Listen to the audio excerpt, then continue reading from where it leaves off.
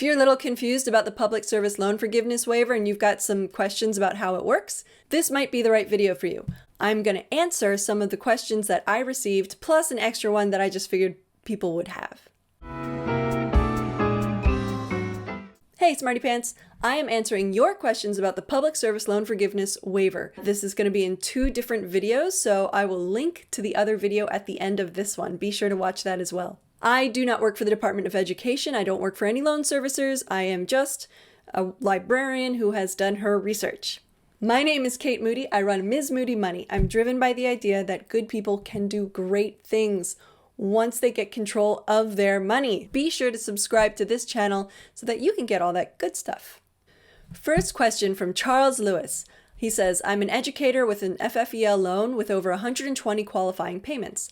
I'm in the process of consolidating to a direct loan in order to qualify for PSLF. I understand my remaining loan will be forgiven, but will I receive a reimbursement? Now, I would love to say that yes, he will receive a reimbursement, but from what I understand, reimbursements are only for people who had overpayments on direct loans. And so since he is consolidating to a direct loan now, that means all the overpayments weren't to direct loans. So unfortunately, as far as I know, he would not be eligible for the reimbursement, but he would still get his loans forgiven. So it's still good. It's still very good for Charles. Yay. Okay. The second question is from Lex Dinsenko. Sorry about how I pronounced your last name. I have 2 FFEL loans consolidated and serviced by Navient. Over 120 payments to a non-eligible payment plan.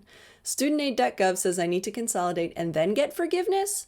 But when I started the application, the fine print hasn't been updated. It still says payments prior to direct consolidation don't qualify. Yes. It is very frustrating. The Department of Education website has not been updated. I mean, they've got a lot on their plate right now.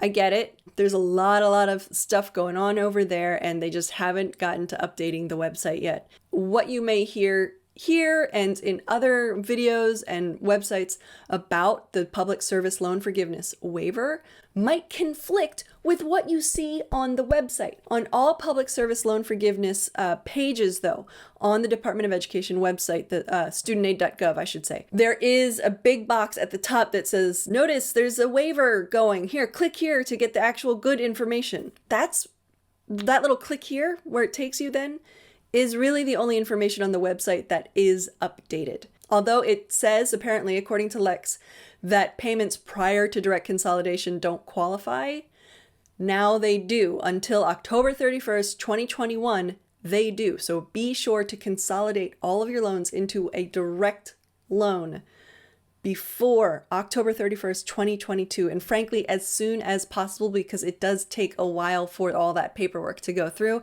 And I'm sure a lot of people are going to be doing it come October next year. If you want to please the algorithm gods, please give this video a like. Next question from Grant Video. I have worked in public schools for 16 years and paid accordingly. I will now qualify for forgiveness. Yay!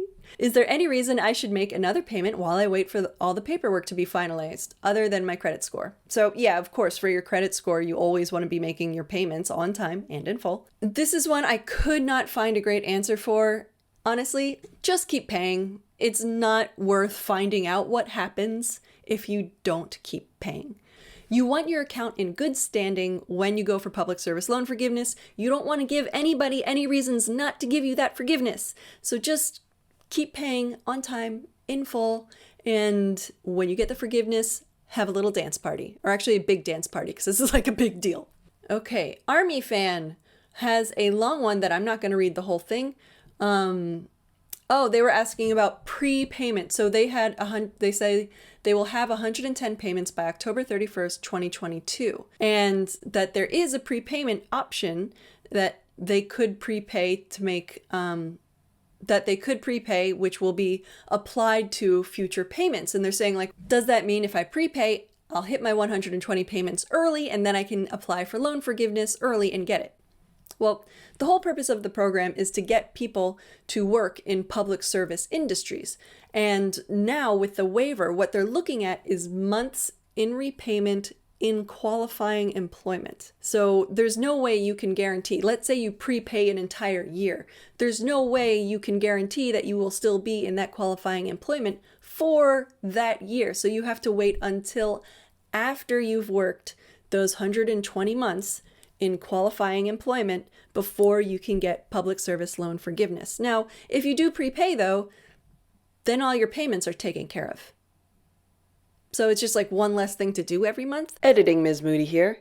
It is still important to apply before the end of the waiver, which is October 31st, 2022, even though you aren't at your 120 payments yet. So any payments that were a couple dollars short or a few days late, or were to a loan other than a direct loan, will count towards your 120 months in repayment. Another question that nobody asked, but they should have. What if you work part-time for multiple qualifying employers? So you have to work full-time to get public service loan forgiveness for a qualifying employer, but what if you worked multiple part-time jobs for qualifying employers that added up to a full-time?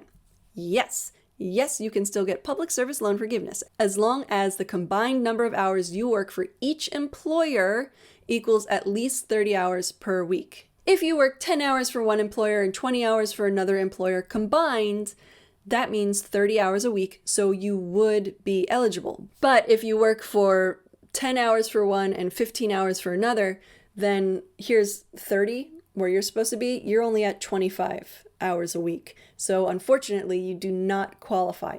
That's it. I hope this was helpful. If you know someone who this video would be helpful for, ooh, that's bad grammar.